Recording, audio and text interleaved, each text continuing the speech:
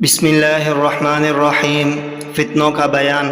حضرت حذیفہ رضی اللہ عنہ بیان کرتے ہیں، میں نے رسول اللہ صلی اللہ علیہ وسلم کو فرماتے ہوئے سنا، دلوں پر فتنے اس طرح مسلسل پیش کیے جائیں گے جس طرح چٹائی کے تنکے مسلسل ہوتے ہیں جس میں وہ پیوست کر دیا گیا، اس پر ایک سیاہ نقطہ لگا دیا جاتا ہے، اور جس دل نے اسے قبول کرنے سے انکار کیا اس پر ایک سفید نقطہ لگا دیا جاتا ہے، حتیٰ کہ دل دو قسم کے ہو جائیں گے۔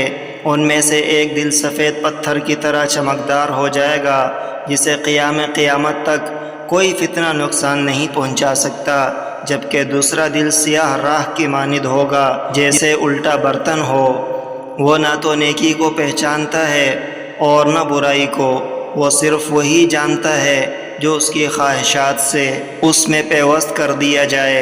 رواہ مسلم۔